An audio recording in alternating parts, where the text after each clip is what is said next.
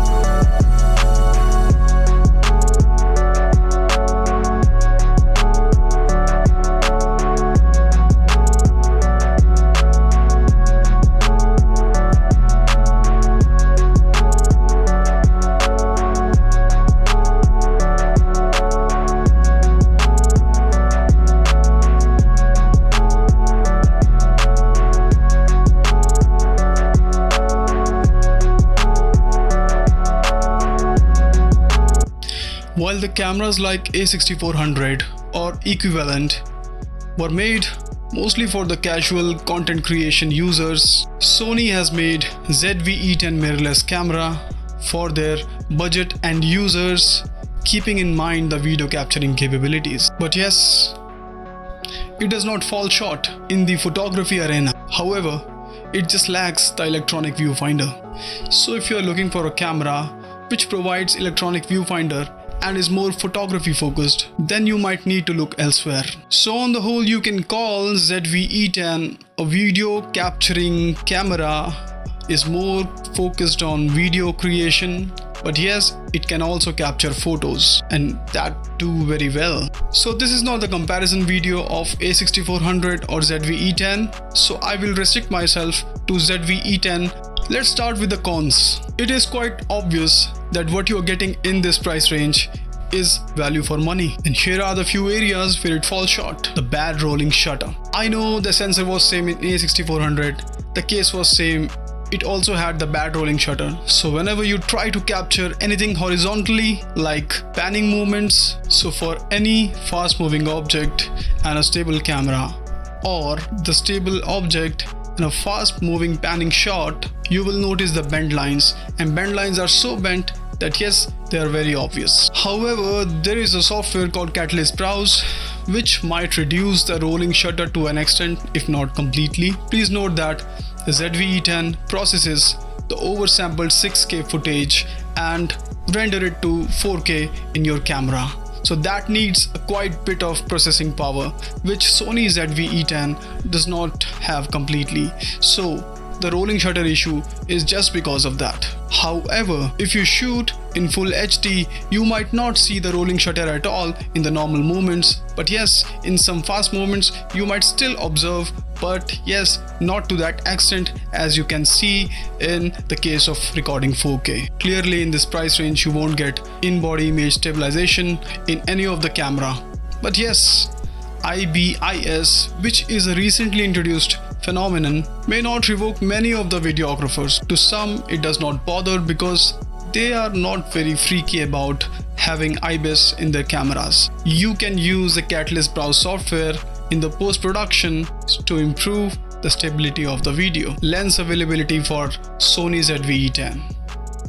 This is applicable to all the APS-C sensors, even for the cinema line cameras like FX30, where you might not find the lenses for APS-C sensors, but yes, you can always use the full frame lenses. For example, 135mm lens is not available for the APS-C sensor cameras.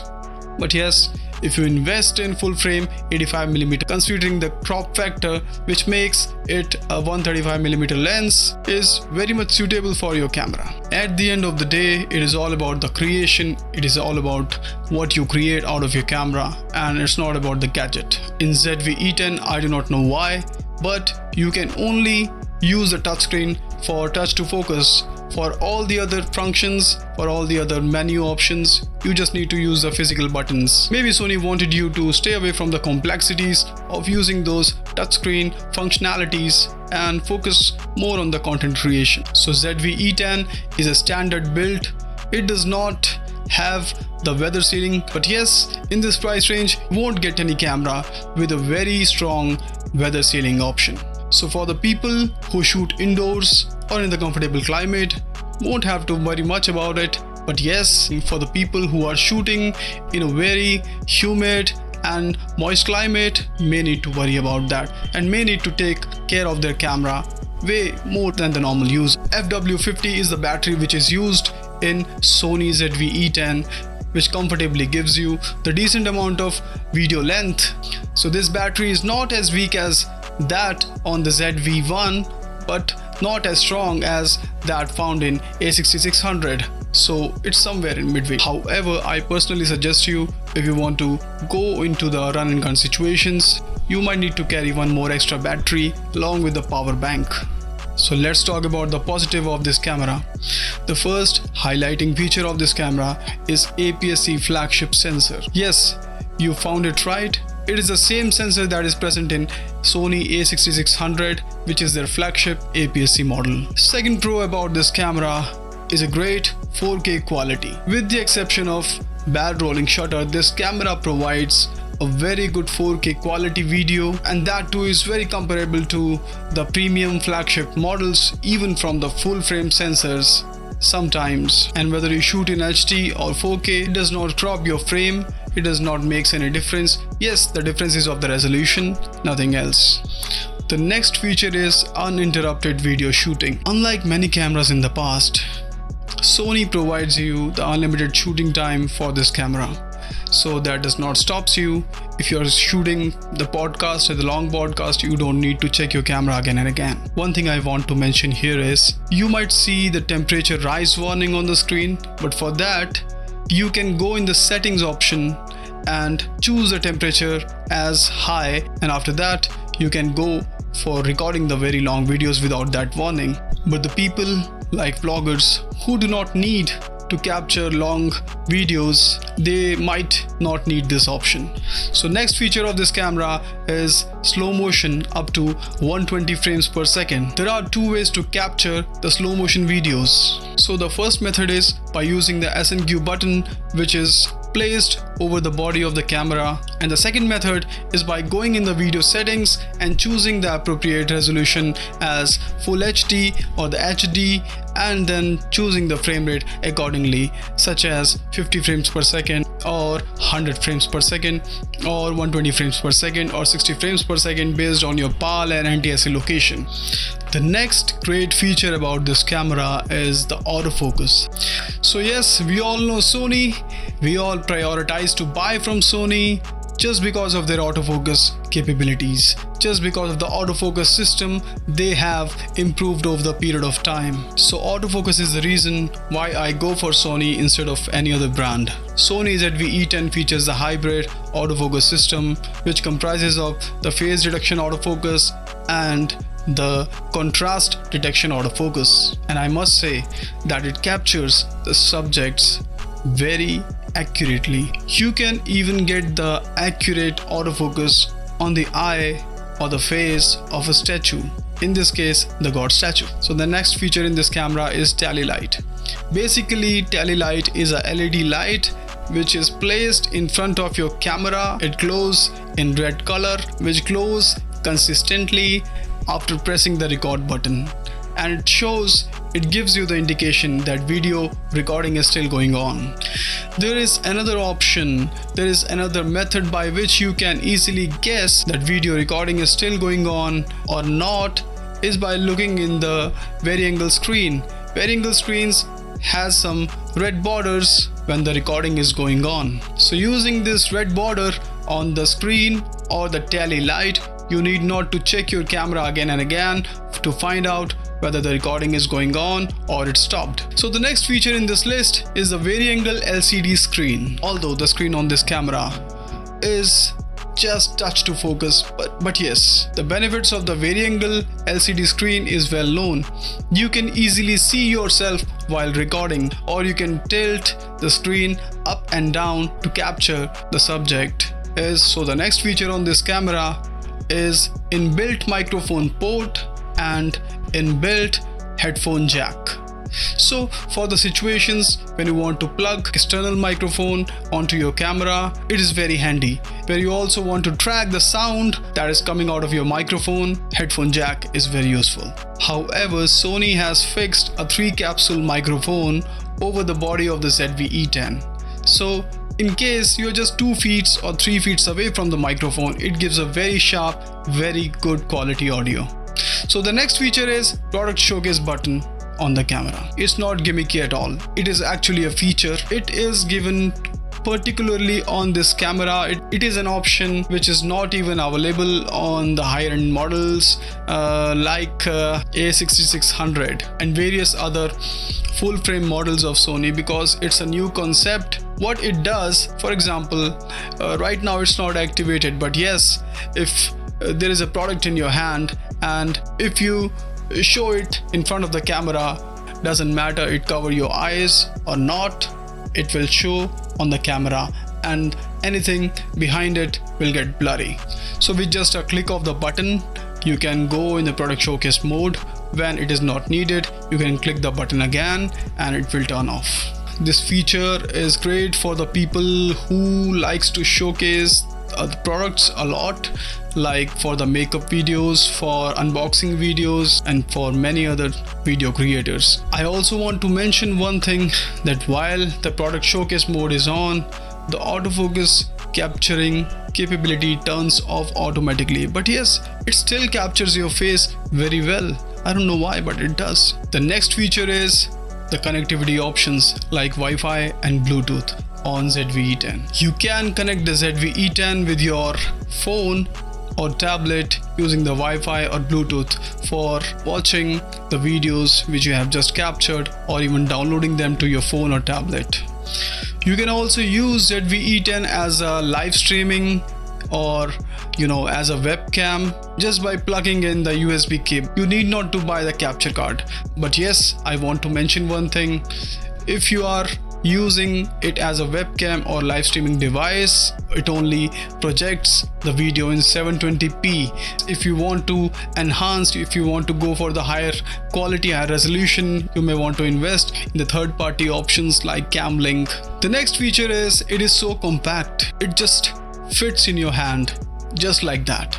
It's so small, it's so pocketable. So for run and gun situations like that of the vloggers, it's very handy. So the next feature is image stabilization option. It is obvious that in this price range you won't get IBIS in this camera, but yes, you will get the stabilization of some sort. The stabilization is categorized into 3 categories. The first is no stabilization, where you do not actually put the camera in stabilization mode. It is used when the camera is placed on the tripod or you are using the camera on the gimbal. Standard stabilization is the stabilization which is that of your lens, which is attached on your camera.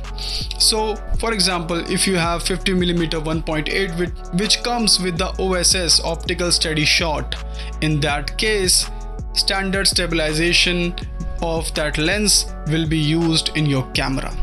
One thing to note here is standard stabilization does not crop your frame. So for no stabilization and for the standard stabilization of the lens, there's no crop on the frame. The third is active stabilization. So active stabilization is not something that is optical in nature. It is electronic stabilization, and it uses the crop factor, it uses the crop of your frame to stabilize the frame.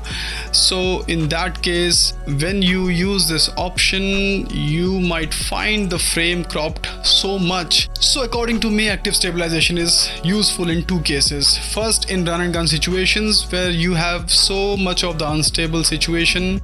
In that case, active stabilization at least will give you a stable footage, or more stable as compared to no stabilization at all.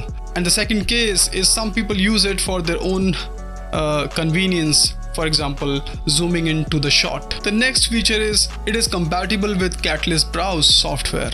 So Catalyst Browse software is a free software introduced by Sony for certain cameras like ZV-1, ZV-E10, ZV-E1 and many other cameras, but so many cameras are still not compatible with this software. So what this software does, it actually uses the gyro data that has been collected when you recorded the footage on no stabilization mode, and then uses that gyro data and somehow with at least the 10% crop, it gives you a very stable footage in the post, and you can use that footage to edit the video later. So next feature is the intelligent auto mode. It is a kind of auto mode. What it does basically is in the extreme exposed environment, like when there is sun behind you, it does not makes your face darker but gives priority to your face and still exposes it well. The next feature is the background defocus button. Sony has added one button on the top of this camera called the background defocus button. Although if you ask me personally, it's not completely gimmicky. It has been made for the people who are not so much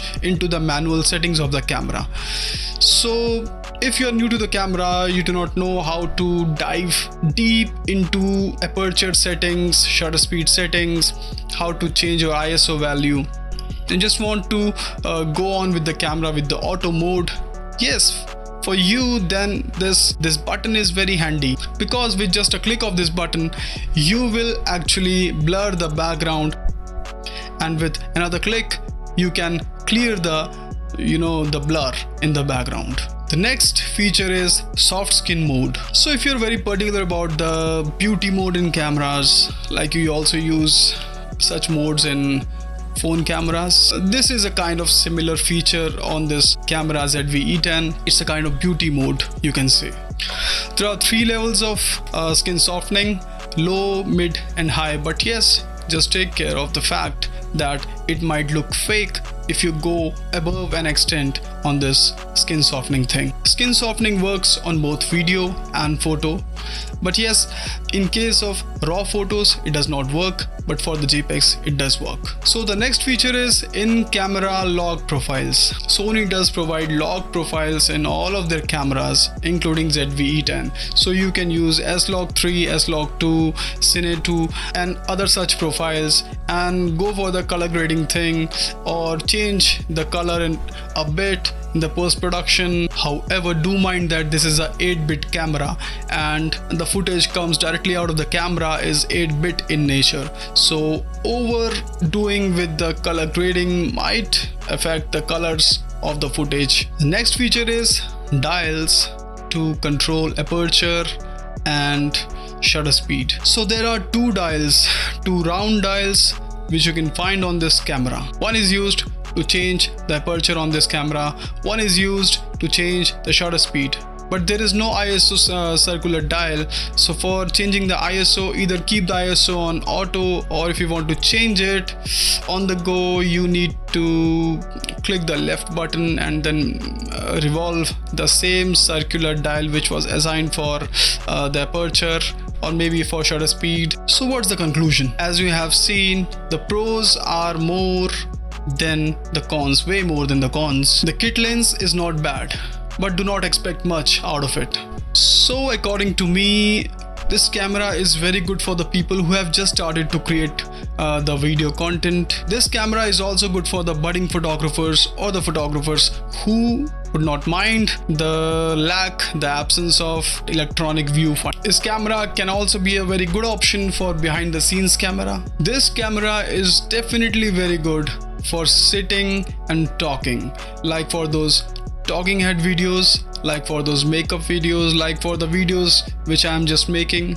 It's a talking head video. According to me, this camera can be a very good camera for the travelers, provided that they invest in a very good quality wide lens, so that even after using the active stabilization won't affect their field of view. Also, if they want to capture in no stabilization mode, they can still use the Catalyst Browse software in the post-production. This camera is very good for gifting to your parents or to the younger ones in your family who are keen to learn about the camera usage and photography or videography. This camera can also be used for making the low budget films, provided that you need to deal with the rolling shutter issue to an extent.